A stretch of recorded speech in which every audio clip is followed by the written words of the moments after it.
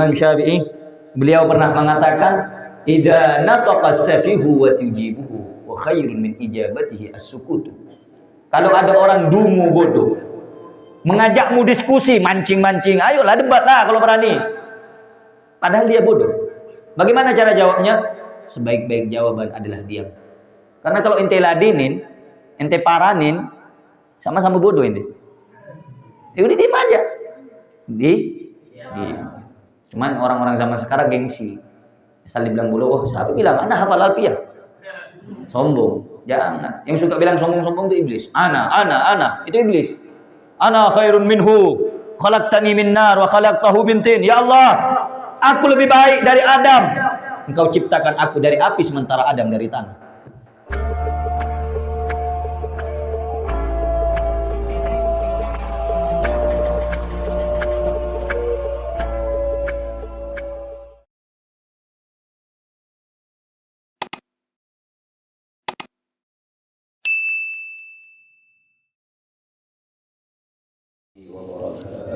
Waalaikumsalam warahmatullahi wabarakatuh.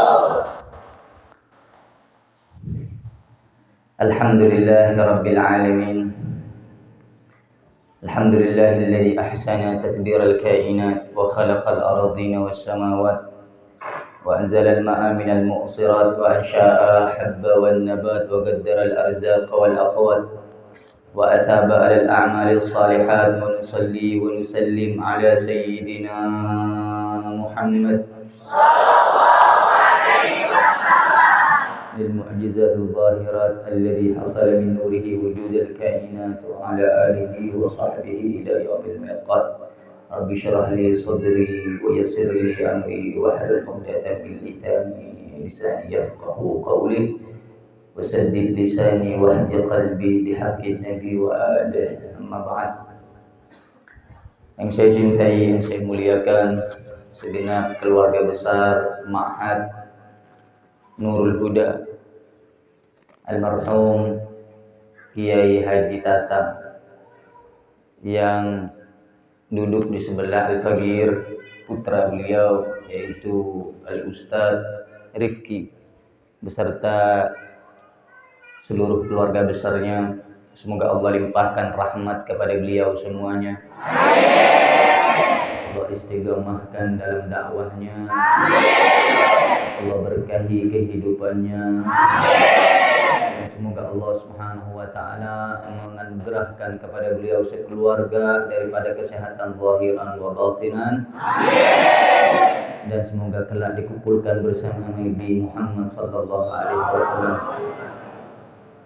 Yang saya cintai, yang saya muliakan, santriwan santriwati rahimani wa rahimakumullah. Alhamdulillah, pada sore hari yang mulia ini Al-Fagir diminta untuk memberikan sedikit hikmah ataupun motivasi di dalam mencari ilmu yang insyaallah sedikit dari apa yang akan kita bahas atau yang akan kita dengarkan bersama ini semoga bisa bermanfaat untuk kita semuanya dalam urusan dunia dan akhirat. Bismillahirrahmanirrahim. Qala al-musannifu rahimahullahu ta'ala wa nafa'ana bihi wa bi 'ulumihi fid dharain amin. Faslun wa 'alal muridi ayyajtahida fi kaffi jawarihi anil ma'asi wal atham wa la yuharrika syai'an minha illa fi ta'ah wa la ya'malu biha illa syai'an ya'udu alaihi naf'uhu fil akhirah. Sengaja saya bahas dan sengaja saya membawakan materi di dalam kitab yang tertuang karya daripada Al-Imam Al-Arif Billah Qutbur Rabbani As-Samadani Asy-Syaikh Qutbul Irsyad wa Ghawthul Ibadi wal Bilad Abdullah bin Alawi bin Muhammad Al-Haddad. Beliau punya beberapa karangan yang disebut silsilah Haddadiyah. Ada sekitar 11 daripada karangan beliau yang tersebar di seluruh pondok-pondok pesantren, dan hingga saat ini walaupun sekitar 400 tahun yang lalu beliau telah meninggalkan kita, tetapi manfaatnya dapat kita rasakan hingga saat ini. Beliau, sedikit kita mengenal biografi kehidupan Al-Habib Abdullah Al-Haddad. Di dalam kitab Imdadul Fuad fi Manaqibi Qutbil Irsyad, ada juga di dalam kitab Ghayatul Qasdi wal Murad fi Manaqibi Qutbil Irsyad Abdullah Al-Haddad. Mungkin tidak asing bagi kita mendengar namanya Al-Imam Abdullah Al-Haddad. Beliau itu dijuluki Al-Haddad lianna haddadul qulub.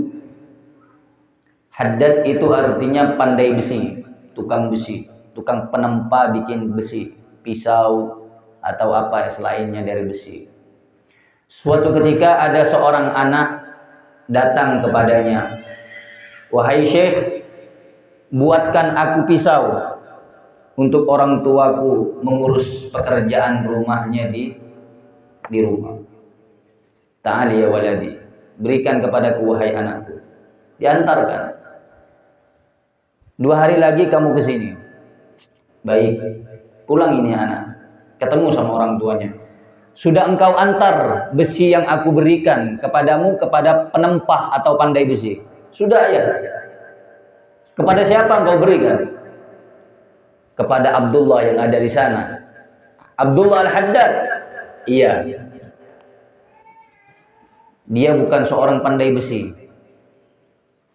tapi kau berikan untuk besi membuat pisau. Setelah 2 hari, anak tersebut sesuai daripada perintah Al-Imam Abdullah Al-Haddad mengambil pesanannya. Ketika disampaikan kepada rumah beliau, diambil itu besi, dibuatkan oleh Al-Imam Abdullah Al-Haddad, dihantarkan pulang oleh putranya, oleh anak tersebut kepada orang tuanya. Kemudian orang tuanya berkata, "Tahukah engkau siapa orang tua yang engkau temui itu?" "Tidak wahai ayah, aku tidak mengenalinya. Dia adalah Abdullah bin Alawi bin Muhammad Al-Haddad. Bukan hanya pandai membuat besi atau bukan hanya penempah besi, tetapi dia haddadul qulub, yang dapat memperbaiki hati seorang murid menuju Allah." Jadi bukan hanya bikin besi aja, hatta mencetak orang alim beliau bisa. Jadi itulah sekilas daripada Al-Habib Abdullah Al-Haddad. Di masa kanak-kanaknya Al-Habib Abdullah bin Alawi Al-Haddad, itu Allah beri satu ujian penyakit, yaitu penyakit cacar, sehingga mengenai kedua mata beliau. Beliau itu buta. Tapi setiap hendak melaksanakan sholat, tidak ada seorang pun yang menuntun beliau ke satu masjid pindah ke masjid yang lain. Kenapa? Karena kata para ulama, li'annal Habib Abdullah Al-Haddad la yanzuru bi'ainir ra'si, lakinnahu yanzuru bi'ainil basirah. Al-Imam Abdullah Al-Haddad tidak melihat dengan mata kepala, tapi beliau dituntun dengan menggunakan mata hatinya. Sehingga banyak di dalam cerita itu, Al-Imam Abdullah Al-Haddad, ada satu muridnya yang ragu kepada beliau. Ini guru saya ini memang wali, kekasih Allah atau tidak? Akhirnya sang murid itu membuntuti, ngikuti beliau dari belakang. Jadi kebiasaan ada tuh Tarim, kebiasaan orang-orang soleh yang ada di Tarim Yaman sana, beliau itu kalau sholat tidak cukup di satu masjid, tapi menghabiskan malamnya itu pindah dari satu masjid ke masjid yang lain, masjid yang lain, masjid yang lain, terus sampai menjelang daripada azan subuh. Kenapa? Menghabiskan waktunya untuk qiyamul lail, menghidupkan malam, taqarruban ila Allah subhanahu wa ta'ala. Singkat cerita, ini Imam Abdullah Al-Haddad sholat. Sang murid terus membuntuti. Apakah guruku tahu kalau aku membuntuti? Sholat. Ketika pada sampai masjid yang terakhir, kata Al-Habib Abdullah Al-Haddad, sudah keluar dari persembunyiannya. Andai engkau tadi membuntutiku dibarengi dengan sholat, sudah berapa banyak pahala yang akan Allah berikan kepadamu daripada hanya sekedar memata-matai aku, kata Abu Hurairah. Pada saat itulah kata muridnya, aku percaya bahwa beliau adalah kekasih di antara kekasih Allah Subhanahu wa ta'ala. Jadi beliau itu ingin mengajarkan kepada muridnya pentingnya husnudzan, berprasangka baik kepada guru. Di zaman sekarang banyak orang-orang yang tidak bisa menjaga keadaan hatinya. Na'udzubillah, tsumma na'udzubillah. Banyak sebagian orang, santri-santri yang bahkan keluar daripada pondok pesantren, yang dia itu kaliber keilmuannya lebih alim dari guru. Tetapi kenapa tidak mendapatkan keberkahan dan kemanfaatan dari ilmunya? Karena tidak pernah memiliki prasangka husnudzan yang baik kepada guru, sehingga dia akan terkendali dengan hawa nafsu, timbul perasaan congkak, angku, sombong, seakan lebih mulia dari gurunya sendiri. Begitulah yang diucapkan oleh sebagian para ulama, al-ilmu harbun li fatal muta'ali kasayli harbun li makanin 'ali. Ilmu itu bermusuhan dengan orang yang sombong, sebagaimana air tidak akan mengalir ke dataran yang tinggi. Pernah di sini ada air ngalirnya ke dataran yang tinggi? Ya, pasti ngalirnya ke dataran. Itu makanya di dalam kitab Ta'limul Muta'allim Asy-Syaikh Az-Zarnuji mengatakan, innat tawadu'a min khisalil muttaqi wa bihi at-taqiyyu ila al-ma'ali yartaqi. Tawadu, rendah hati, rendah diri, itu sifatnya orang-orang yang ahli ilmu bertakwa kepada Allah, yang mana dengan ketakwaan itu dapat mengantarkan dia menuju keharibaan hadirat Allah Subhanahu wa ta'ala. Nah, jadi seorang santri itu harus mengedepankan daripada adab, akhlak, tawadhu, terlebih lagi pada saat dia berada di hadapan seorang guru. Al-Habib Abdullah Al-Haddad di masa kecilnya menghabiskan waktunya dalam ibadah, ilmu, belajar. Waqad hafizal Quran, dan beliau telah menghafal Al-Quran di usia beliau yang masih kecil dalam keadaan kondisi buta. Berapa banyak di antara kita yang mampu melihat tapi tidak mampu menghafal Al-Quran? Berapa banyak kedua mata kita terbuka tapi tidak digunakan untuk memandang keagungan dan kekuasaan Allah dari Al-Quran? Wal'iyadu billahi min dzalik. Hal itu dapat mencelakakan kita seorang murid yang ingin menuju kepada Allah Subhanahu wa ta'ala. Al-Habib Abdullah Al-Haddad di dalam kitabnya yang berjudul Adab Sulukil Murid, bagaimana tata cara seorang murid di dalam berjalan menuju Allah. Jadi murid itu tidak bisa hanya diartikan orang yang mengenyam atau duduk di bangku sekolah saja. Murid terbagi menjadi dua. Ada murid syariat, ada murid thariqah. Murid syariat yang digembleng dalam ilmu-ilmu syariat, fiqih, tafsir, kaidah fiqih, usul fiqh, dan lain sebagainya. Tapi murid yang dimaksud oleh Al-Habib Abdullah Al-Haddad di sini, murid yang sudah menyelesaikan daripada pelajaran pertamanya dalam ilmu syariat, kemudian dia naik ke jenjang berikutnya, yaitu ilmu thariqah. Apa itu ilmu thariqah? Bagaimana caranya dia dengan metode yang diracik dan dibuat oleh para ulama merasakan nikmat di dalam mengamalkan ilmu syariat itu sendiri. Berapa banyak di antara kita yang melaksanakan sholat mulai dari zuhur, asar, maghrib, isya dan sampai subuh, tapi sedikit pun di antara kita tidak merasakan daripada kenikmatan sholat.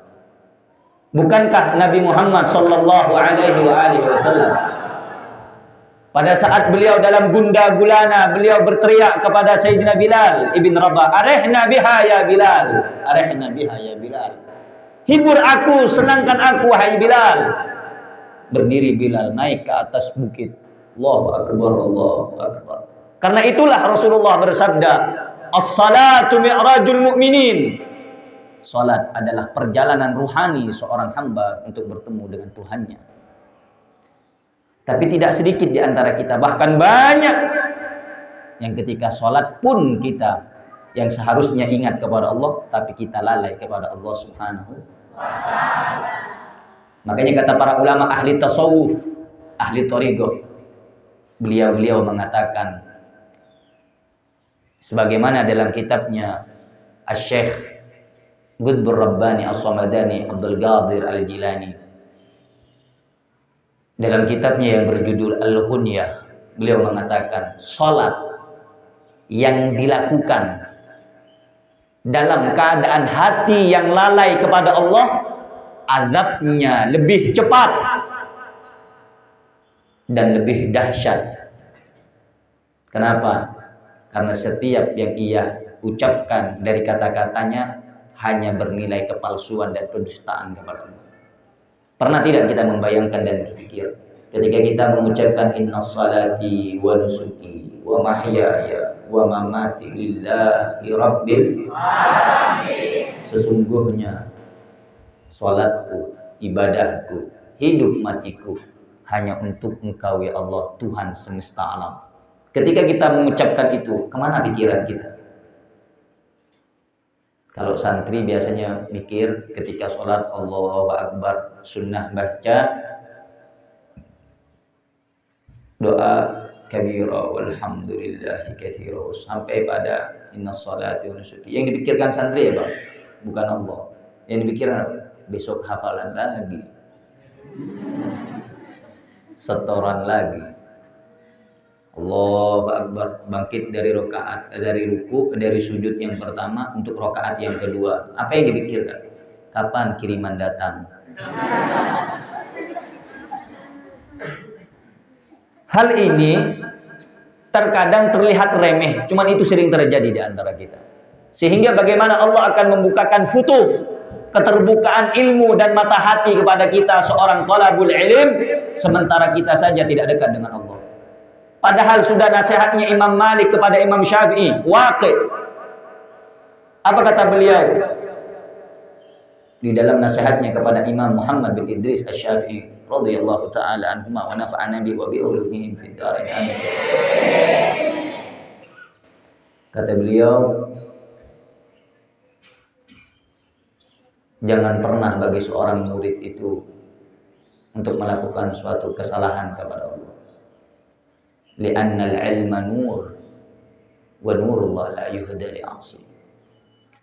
Ilmu itu cahaya dan Allah tidak akan memberikan cahaya kepada orang yang bermaksiat. Dan tidak ada maksiat yang lebih besar ketika seseorang beribadah namun pikirannya bukan kepada Allah. Jadi karena itu penting, kata Al-Habib Abdullah Al-Haddad dengan karangan beliau ini, bagaimana cara kita mendidik hati kita supaya lebih fokus dan lebih merasakan nikmatnya ibadah kepada Allah Subhanahu wa ta'ala.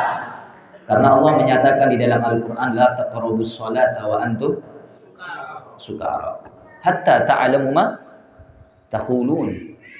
Jangan sekali-kali kamu mendekati sholat ketika engkau dalam keadaan mabuk. Ulama mengatakan mabuk di dalam ayat tersebut ada dua arti. Mabuk yang pertama secara tekstual, yaitu orang yang mabuk hilang akal, jangan sholat. Tapi kata para ulama ahli hakikat, ulama yang bersih hatinya, ulama ahli thariqah dan tasawuf mengatakan yang dimaksud wa antum sukara, engkau dalam keadaan mabuk jangan dekat-dekat pada sholat, yaitu ketika engkau mengatakan Allahu Akbar, yang seharusnya maha besar Allah, tetapi lebih besar keinginan duniamu daripada keinginanmu kepada Allah. Karena itu penting kata beliau agar kita sedikit demi sedikit belajar bagaimana caranya agar kita dekat kepada Allah Subhanahu wa ta'ala. Apa saja yang dipesankan oleh Al-Imam Abdullah Al-Haddad dalam kitabnya? Beliau mengatakan wa 'alal murid, wajib bagi seorang murid ay yajtahida fi kaffi jawarihi 'anil ma'asi wal atham. Dia itu punya usaha, bersungguh-sungguh, mujahadah, Kalau tidak ada mujahadah tidak mungkin bisa. Menjada wajada. Siapa yang mau berusaha dia dapat. Makanya dikatakan seperti orang yang mencari ilmu. Al-ilmu la yanalu bi rahatil jasad. Ilmu tidak akan didapat dengan badan yang santai, tidur, makan. Kalau dulu zaman anak, waktu anak masih di dalam tahanan lapas Jambe. Tahu Jambe? Jambe daerah Tangerang. Waktu itu Habib Hanif, Habib Rizik, Ustadz Sobri Lubis dan kawan-kawan. Anak disimpan di lapas Jambe.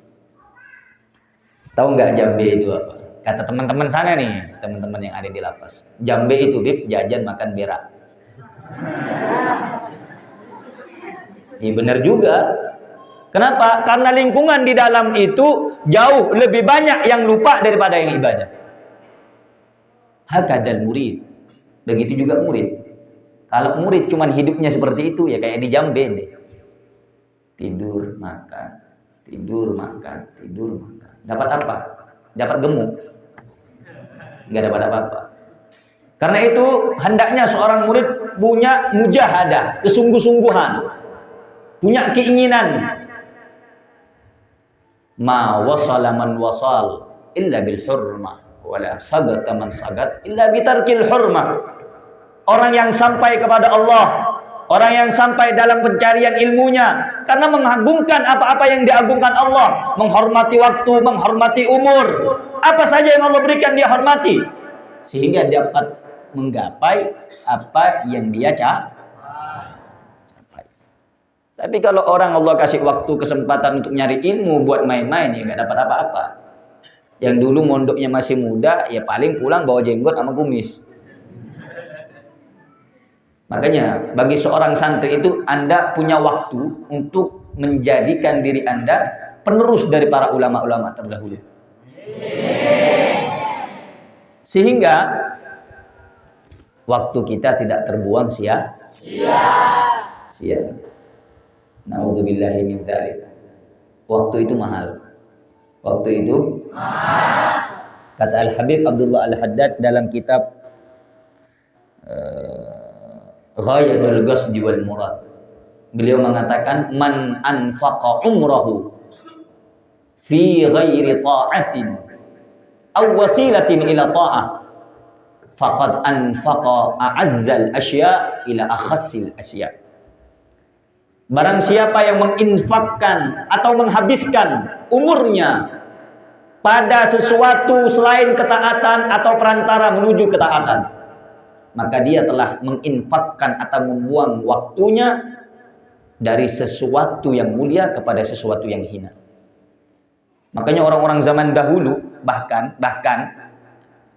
seperti Al-Imam Junaid Al-Baghdadi, beliau kerja punya toko. Tapi tahu bedanya toko Al-Imam Junaid zaman dahulu di Baghdad dengan toko-toko kita yang ada di saat ini? Kalau toko-toko kita diramaikan dengan riba, dengan timbangan yang curang. Tapi tokonya Al-Imam Junaid Al-Baghdadi, seorang sufi yang mengenal Allah, sebelum membuka daripada tokonya, sholat hajat, sholat duha. Sebanyak berapa beliau sholat hajat dan sholat sunnah mutlak? 300 rakaat. Baru buka toko. Kalau kita kan enggak. Sampai ada orang mengatakan, wahai Junaid, tokomu terbakar. Kata Imam Junaid, alhamdulillah. Itu kepunyaan Allah, saya cuma jagain. Kalau Allah mau ambil, ambil. Kalau kita 5.000 aja kepikiran. Kadang-kadang lagi sholat, Allahu Akbar. Tadi duit di mana ya?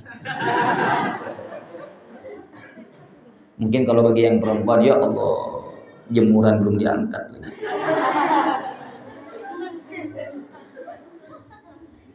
Nah, karena itu bagi seorang santri dan murid mesti harus memahami dan mengetahui ada bisikan-bisikan hawa nafsu yang dapat menjerumuskan kita kepada puncak kecelakaan ataupun kesengsaraan. Yang mana bisikan nafsu itu dibisiki oleh syaitan. Tidak ada lain tujuannya untuk mencelakakan kita dan menjatuhkan kita dari jalan Nabi Muhammad sallallahu alaihi wasallam. Bagi seorang murid dia harus berusaha fi kafil jawarihi anil ma'asi wal azam. Dia itu menjaga, mencegah daripada anggota tubuhnya Dari apa? Anil ma'asi wal atham. Dari perbuatan maksiat dan dosa.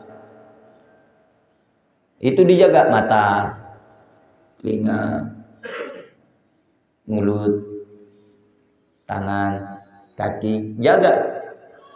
Kalau nggak bisa dijaga, nggak bisa. Makanya dikatakan wa kullil mu'minina yaghudduna min absarihim yahfazuna furujahum. Katakan kepada laki-laki yang beriman, tundukkan pandangannya, jaga kemaluannya.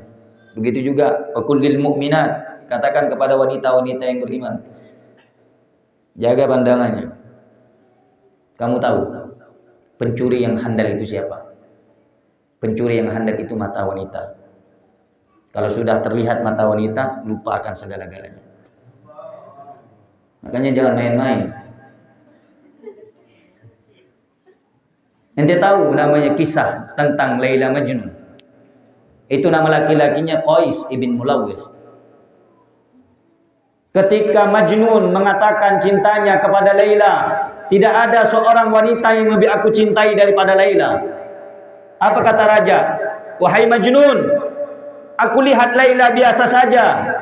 Tidak ada yang istimewa, tidak seputih wanita-wanita yang lain, dan tidak secantik jelita seperti wanita yang pernah kutemui. Apa kata Majnun? Sebentar wahai raja. Engkau melihat Majnun hanya dengan mata, sementara aku melihat Laila dengan mata hatiku. Tidak ada yang bisa nandingin. Makanya dikatakan orang kalau sudah kerasukan cinta lupa akan segala. Biarpun tai kucing rasa coklat.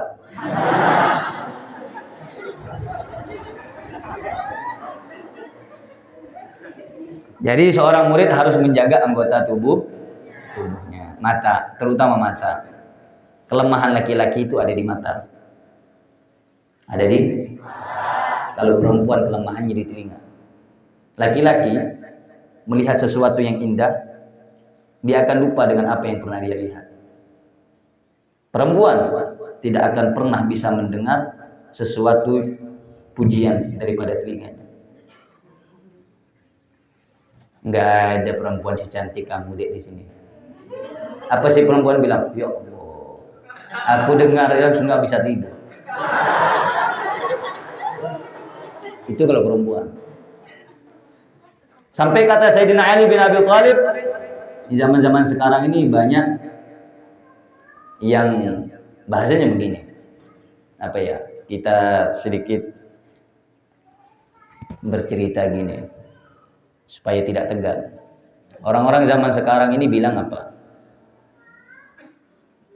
Ketika seorang wanita dipatahkan hatinya karena satu laki-laki, maka wanita itu akan berkata, semua laki-laki itu sama.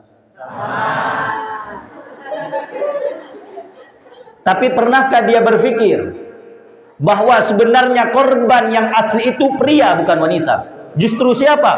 Pemeran utamanya seorang wanita.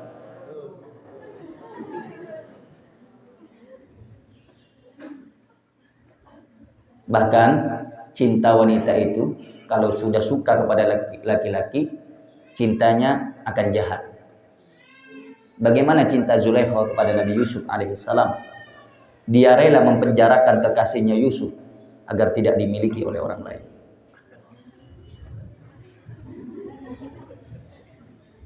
Tetapi hebatnya wanita di dalam mengolah kata-kata seakan-akan dia adalah korban. Padahal dia pemeran utamanya.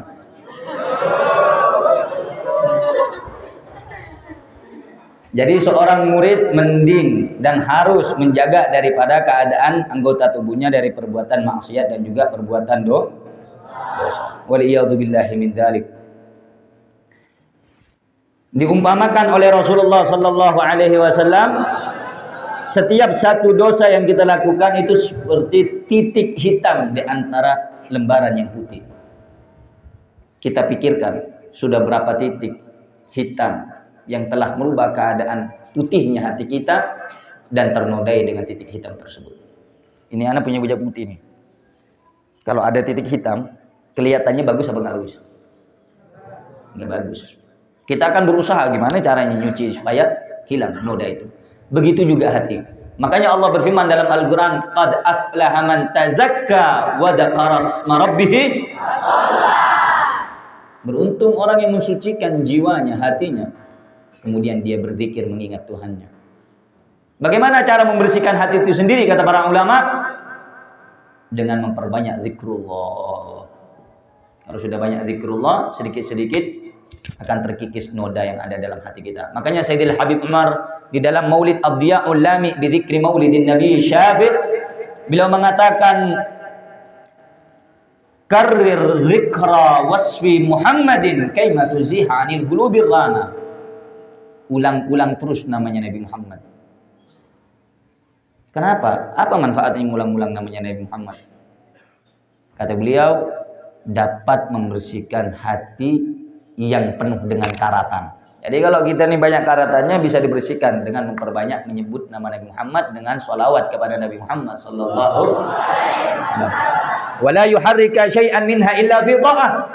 Kata beliau, jangan sekali kita ini menggerakkan anggota tubuh kita kecuali dalam ketaatan kepada Allah. Salat. Minimal seorang murid itu jangan pernah meninggalkan wudu. Salat 2 rakaat habis wudu. Kenapa? Ajib tuh. Aku heran kata para ulama, kalau ada seorang murid yang bisa putus daripada taharah, suci. Heran. Bahkan dulu kita waktu mondok, saya dulu waktu mondok itu diajarkan sama guru Sayyidil Habib Haidar bin Muhsin Al-Hindwan, setiap punya hadas langsung wudu. Kenapa? Kembali lagi kepada ucapan Imam Waqi kepada Imam Syafi'i, li'annal ilma nurun. Ilmu itu cahaya, wudu cahaya. Kalau dia ketemu sama-sama cahaya, masuk. Dan cahaya tidak akan pernah bersatu dengan kegelapan. Tapi kalau cahaya sama cahaya dia akan nyatu, semakin terang. Begitulah. Kalau kita pengen jadi orang yang sukses dalam ilmunya, jaga wudunya.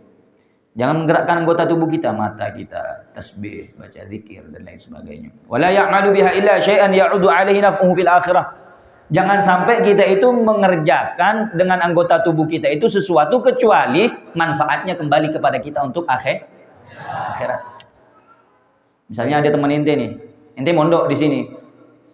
Anak kasih saran, kalau pengen jadi orang pintar, alim, kurangi bicara.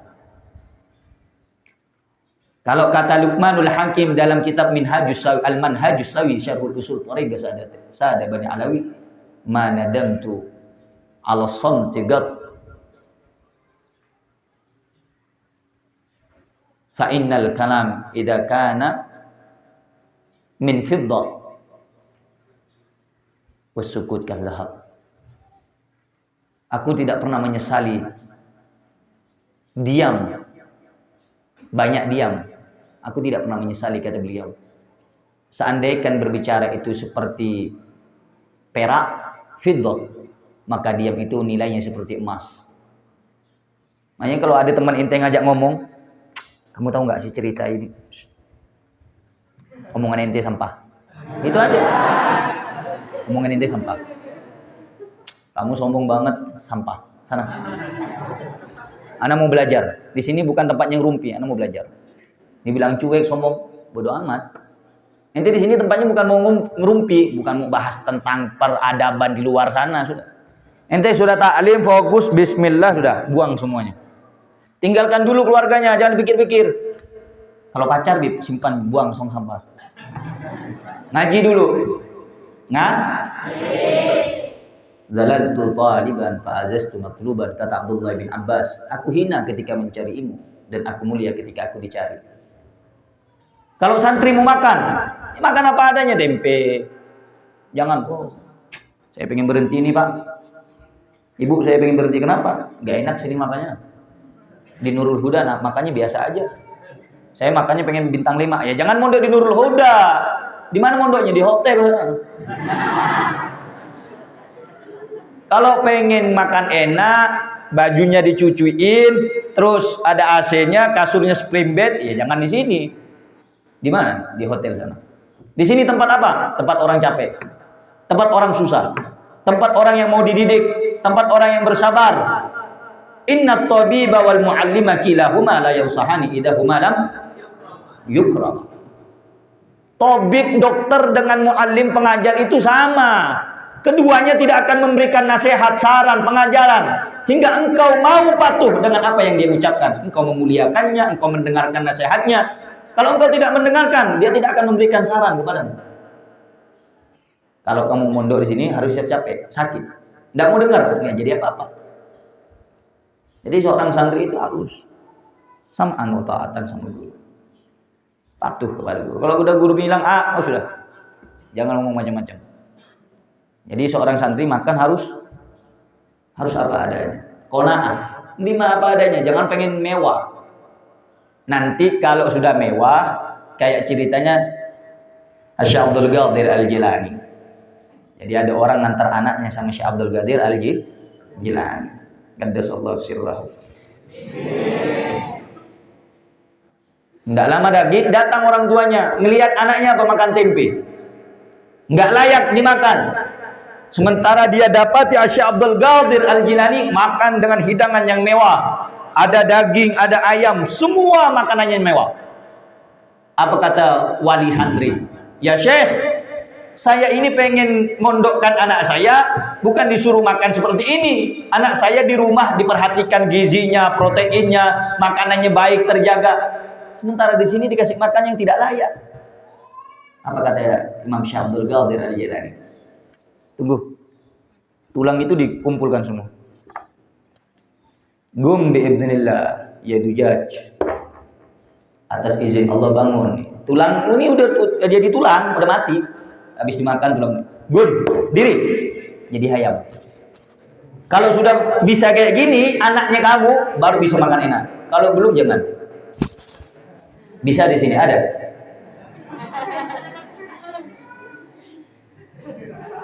Kalau bisa, saya mau belajar. Jadi maksudnya apa? Setelah menempuh daripada perjalanan ilmu agama yang melelahkan, baru Allah berikan karunia berupa karomah. Makanya dikatakan la matar illa biwasitatis sahab. Al-Habib Segaf bin Umar Segaf mengatakan, tidak akan ada hujan kecuali adanya mendung. Wala ilma illa biwasitatil kitab. Tidak mungkin kita paham tentang ilmu kecuali melalui perantara kitabnya para ulama. Wala wilayata illa biwasitatil mihrab. Dan kedudukan menjadi wali Allah, titel pangkat menjadi kekasih Allah itu tidak akan ada kecuali kita telah melalui mihrab, tempat ibadah kepada Allah. Kalau banyak ibadah, ilmunya punya, khusyuk, baru kasih karamat. Syekh Abdul Qadir Jalani bisa ngidupkan orang mati, bisa. Cuman zaman sekarang udah mulai ini. Jangan percaya khurafat, tahayul. Mereka para aulia Allah berikan kemuliaan yang tidak diberikan kepada kita. Kenapa? Kebersihan hatinya. Nah, karena itu bagi seorang murid, dia itu harus memperhatikan. Satu, semangat dalam mencari ilmu. Kedua, membersihkan keadaan hati. Innallaha la yanzuru ila suwarikum, walakin yanzuru ila qulubikum. Allah itu melihat hati kita. Yuslih galbak, islah niyatak. Bersihkan hatimu, benarkan niatmu, insya Allah Allah akan memberikan segala apa yang engkau inginkan. Amin ya rabbal alamin. Nah, terakhir, ngaji itu jangan lama-lama, sedikit yang penting diamal. Al-Habib Abdullah Al-Haddad mengatakan, al-ilmu alaika hatta ta'mal bihi, fa idza amilta bihi kana ilmu lak. Ilmu itu akan menjadi hujjah, musuh bagimu nanti di hadapan Allah, yang akan memberatkan daripada pertanyaan nanti di hadapan Allah, hingga engkau amalkan dia. Kalau engkau sudah mengamalkan, ilmu itu akan menjadi milikmu. Jadi kalau kita mondok ini niat cari ilmu, satu, karena Allah dan Rasulnya. Kedua, menghilangkan kebodohan. Makanya kata Imam Syafi'i, setiap kali aku bertemu dengan para ulama, berhadapan dengan ribuan para ulama, gampang untuk memenangkan dengan mereka itu. Asal diberikan hujjah dengan yang kuat, mereka akan taslim. Tapi aku tidak akan pernah menang dengan satu orang yang bodoh. Kalau orang bodoh, tidak bisa. Makanya kita Imam Syafi'i mengatakan di dalam ucapannya, di dalam manaqib Imam Syafi'i, Beliau pernah mengatakan, "Idza nataqa as-safihu wa tujibuhu wa khairun min ijabatihi as-sukutu." Kalau ada orang dungu bodoh mengajakmu diskusi, mancing-mancing, ayolah debatlah kalau berani. Padahal dia bodoh. Bagaimana cara jawabnya? Sebaik-baik jawaban adalah diam. Karena kalau ente ladenin, ente paranin, sama-sama bodoh ente. Ya udah diam aja. Diam. Cuman orang-orang zaman sekarang gengsi. Asal dibilang bodoh, oh siapa bilang? Ana hafal alfiyah. Sombong. Jangan. Yang suka bilang sombong-sombong itu iblis. Ana. Itu iblis. Ana khairun minhu. Khalaqtani min nar wa khalaqtahu min tin. Ya Allah, aku lebih baik dari Adam. Engkau ciptakan aku dari api sementara Adam dari tanah. Ana itu yang suka ana kata Said Muhammad Maliki, iblis. Kamu ini siapa? Oh, anak-anaknya orang kaya. Kamu bisa apa? Oh, anak hafal Fatmuin. Anak, buar semua. Anak itu iblis. Sombong? Boleh sombong. Santai aja. Kalau kata guru saya, Kiai Haji Athaillah, murid dari Habib Salim Syatiri, slow dalam penampilan, serius dalam pemikiran. Gitu. Tenang-tenang aja penampilan, kayak orang bego aja. Tapi ketika orang berbicara tentang alfiyah, wah, oh itu begini caranya, muradnya begini. Itu penjelasannya dalam kitab ini. Ini kalau wah, itu baru mantep. Zaman sekarang kebalik, tampilan kayak ulama bego. Belajar di YouTube. Akhirnya jadi Syekh Google. Ya, harus punya sanad kita. Ilmunya harus punya sanad. Laula sanad laqala man syaa bima syaa. Andai bukan karena sanad, orang kalau ngomong seenak jidatnya aja. Tapi karena sanad ini yang penting. Penting bagi kita punya sanad. Nah, yang perlu saya kasih tahu juga bagi santri harus khidmah sama guru, cinta sama guru, itu penting. Ada satu kitab namanya karangannya Syekh Muhammad Amin Al-Kurdi.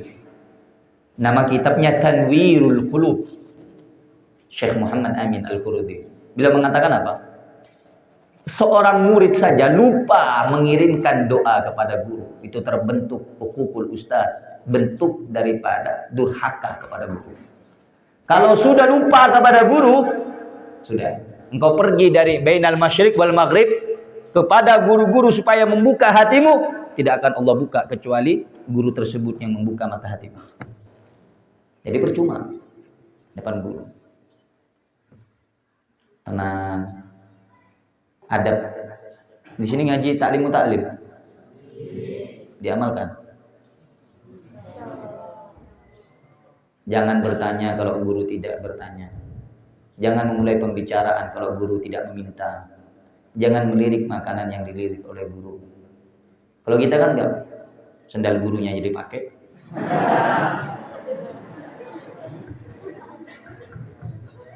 Itu yang bahaya. Nah, karena itu bagi kita ada beberapa amalan bagi santri kalau pengen dibuka futuh itu sering-sering baca surat Al-A'la. Sabbihisma rabbikal a'la. Itu dari Al-Habib Ali bin Muhammad Al-Habsyi, sahibul Maulid Habsyi. Baca setiap habis salat sampai pada ayat sanukri'uka fala tansa. Sanukri'uka fala tansa, itu diulang 7 kali, baru dilanjut sampai selesai. Baca itu. Terus bagi santri perbanyak baca Quran. Karena apa yang ada di kitab isinya itu semuanya nginduk kepada Al-Quran. Kalau Anda baca sumbernya, yang lain akan ikut. Kok bisa begitu Habib? Karena kata Habib Abdullah Al-Haddad,